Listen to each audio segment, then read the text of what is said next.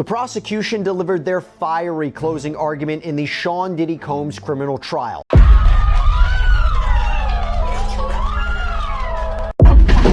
Savage! I'm a savage! Oh! I'm a savage! What would you do if the only parent you had left was being accused of running a criminal empire? And you had to sit there in court, listening to every graphic, disturbing detail. That's exactly what Diddy's daughters are going through right now. For months, they stayed silent, avoiding the courtroom while disturbing testimonies painted their father as something far darker than a music mogul. But now, with the trial nearing its end, they've reappeared. And what happened next was heartbreaking. One of the twins couldn't hold it together. Cameras caught her wiping away tears as she walked out of court with her sister and half-sister, just moments after prosecutors told the jury that their father, Sean Diddy Combs, should spend the rest of his life behind bars. But this moment was more than emotional. It revealed just how deeply this case is shaking the Combs family and how Diddy's past might be catching up with him in ways no one expected. Let's break down everything that just happened. Because the closing arguments were brutal, the accusations are explosive, and the fallout could change this family forever. After weeks of graphic testimony, jaw-dropping allegations, and courtroom tension, the trial of Sean Diddy Combs is finally reaching its breaking point. The prosecution just delivered its closing arguments, and it wasn't just dramatic, it was damning. For nearly half a day, the government laid out its final case, methodically walking the jury through what they claim is undeniable proof that Diddy wasn't just complicit in dark behavior, he orchestrated it. They painted him as the boss of a criminal enterprise, a man who allegedly used fame, power, and fear to silence victims and control the people around him. From so-called freak-offs to bribes and cover-ups, the prosecution made it clear. Even just one act of coercion, they say, is enough to convict him under RICO. And now all eyes are on the defense, who will step forward next to try and dismantle everything that was said. But the weight of these allegations isn't just legal. It's personal, especially for Diddy's family.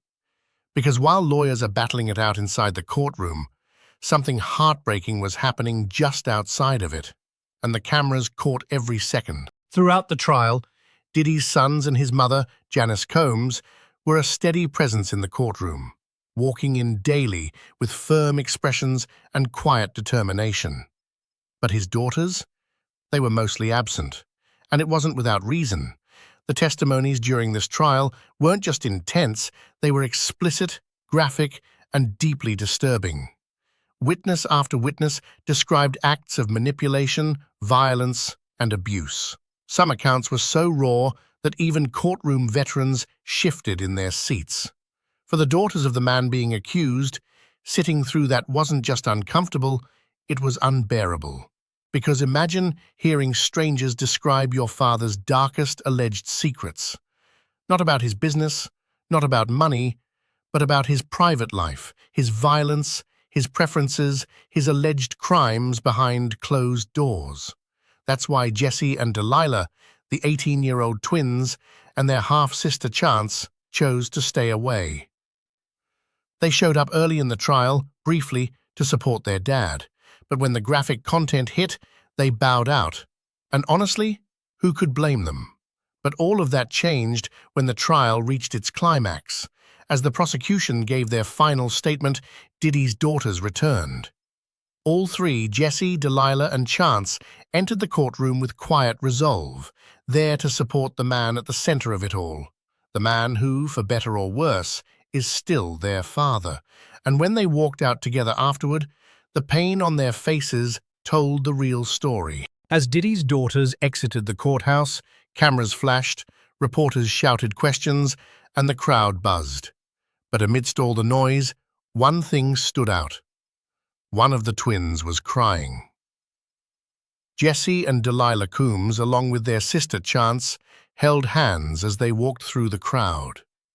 And then, Right behind Chance, one of the twins wiped away tears. No screaming, no drama, just quiet heartbreak. To the outside world, it might have seemed like just another emotional moment in a high-profile trial.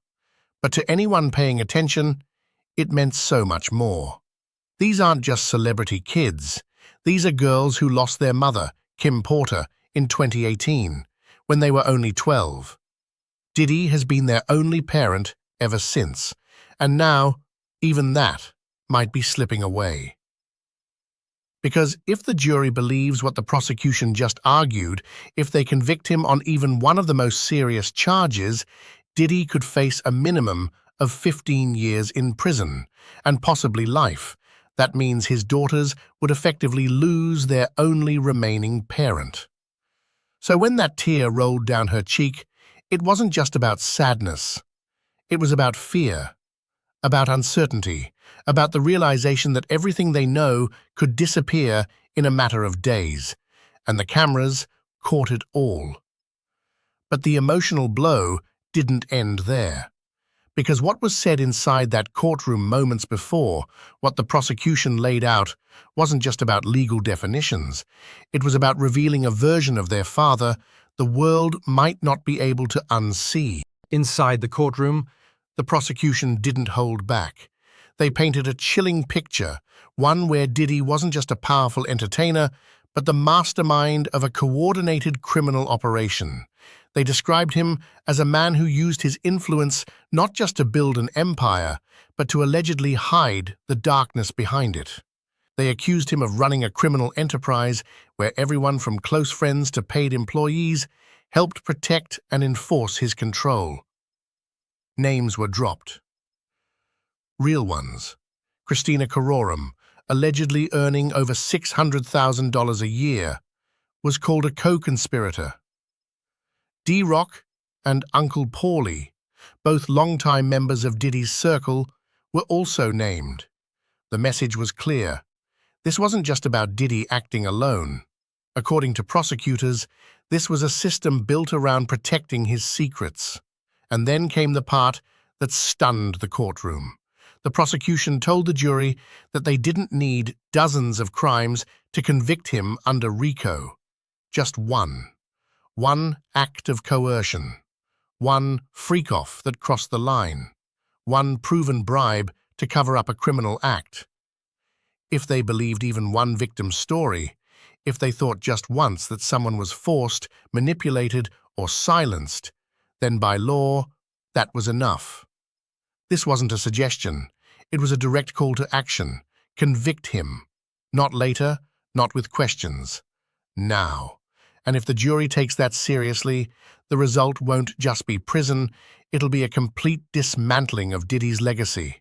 But that wasn't even the most explosive part of their argument. Because when they started talking about money, power, and cover-ups, things got even darker. If the earlier parts of the trial raised questions, this section was designed to answer them, with blunt force. According to the prosecution, Diddy didn't just commit acts behind closed doors. He paid people to keep them there. Witnesses took the stand and admitted they had been bribed. Some said they were given cash to disappear. Others said they were paid off to change their stories. And the jury heard all of it. One particular witness said flat out, "Yes, I was bribed, and here's what I did with the money." That statement hit like a bomb in the courtroom, because under RICO laws, bribing someone to cover up a crime isn't just shady, it's criminal. And when it's part of a broader pattern of behavior, it becomes racketeering. That's the very heart of what the prosecution says Diddy built, an operation to protect himself through silence, fear, and money. They laid out the formula clearly: coercion or assault, pay the victim to stay quiet, get caught on camera, pay off the witnesses, facing exposure, use loyal insiders to do damage control. The message? This wasn't chaos, it was control. And the scariest part, if the jury believes even a few of those claims, it could be enough to lock Diddy away for decades. One count of trafficking alone carries a minimum sentence of 15 years. That means if he's found guilty on just one major charge, Diddy, who just turned 55, could be behind bars until he's 70. Add more charges and we're talking life. So yes, the tears from his daughters make sense, because the system that once made Diddy a mogul may now be the very thing that takes him down. But while the courtroom focused on legal facts and financial trails, what's happening outside that legal bubble might be even more heartbreaking. Behind every headline, every shocking testimony, and every closing argument, there are kids, real kids, trying to make sense of a reality they never asked for. For Jesse and Delilah, Diddy's 18-year-old twins, the courtroom isn't just a legal battlefield. It's where they're watching their last parent possibly vanish. Their mother, Kim Porter, passed away in 2018. And now, the father who raised them is being called a criminal kingpin in front of the world. That's more than a news story. That's trauma. These aren't moments they'll forget. Not the headlines, not the photos, not the cold silence of the courtroom as strangers debate whether their dad deserves to spend the rest of his life in a prison cell. And it's not just the twins. Diddy has 4 daughters, baby Love, who's still too young to understand what's happening, Chance, who walked out of court beside her sisters, and the twins, whose tears are now forever frozen in media footage. They didn't choose this, but they're living it. And here's the question no one wants to ask, but everyone's thinking.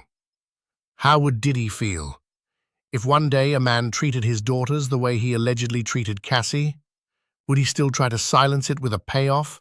Would he still call it a misunderstanding? Or would he demand justice? These aren't easy questions, but they're the ones people are starting to ask. Because this case isn't just about crimes, it's about consequences, not just for Diddy, but for the daughters forced to carry his name through the wreckage. The courtroom may be filled with lawyers, evidence, and legal strategy, but outside of all that, there's something much heavier hanging in the air: the collapse of a family. Diddy built an empire, one of the most powerful names in hip-hop, business, and entertainment. But in the final moments of his trial, what we saw wasn't power, it was fragility. It was a daughter quietly crying as cameras flashed. It was children clinging to the man who might not walk free again. The prosecution didn't mince words. They want the jury to convict him of trafficking, racketeering, and more. They want him behind bars for decades, possibly for life. And if that happens, his legacy won't be his music, his business deals, or the artists he helped shape. It'll be this trial. It'll be the stories of pain, control, and cover-ups. It'll be the image of his daughter wiping away tears as she walks out of a federal courthouse. It'll be the silence that follows a verdict too heavy for anyone to fully comprehend. Because at the end of the day, this case isn't just about what Diddy did or didn't do. It's about the ripple effect. The children left behind, the mother already lost, the lives forever changed. And that's the part no one can cross-examine. For Jesse and Delilah, Diddy's 18-year-old twins, the courtroom isn't just a legal battlefield, it's where they're watching their last parent possibly vanish. Their mother, Kim Porter, passed away in 2018, and now, the father who raised them is being called a criminal kingpin in front of the world. That's more than a news story, that's trauma. These aren't moments they'll forget, not the headlines, not the photos, not the cold silence of the courtroom as strangers debate whether their dad deserves to spend the rest of his life in a prison cell. And it's not just the twins. Diddy has 4 daughters. Baby Love, who's still too young to understand what's happening, Chance, who walked out of court beside her sisters, and the twins, whose tears are now forever frozen in media footage. They didn't choose this, but they're living it, and here's the question no one wants to ask, but everyone's thinking. How would Diddy feel if one day a man treated his daughters the way he allegedly treated Cassie? Would he still try to silence it with a payoff? Would he still call it a misunderstanding? Or would he demand justice? These aren't easy questions, but they're the ones people are starting to ask. Because this case isn't just about crimes. It's about consequences, not just for Diddy, but for the daughters forced to carry his name through the wreckage. Let me know in the comments. Do you feel for Diddy's daughters? Do you think justice is being served? Or is this something even deeper than we're being told? Don't forget to subscribe if you want more on this story and others like it.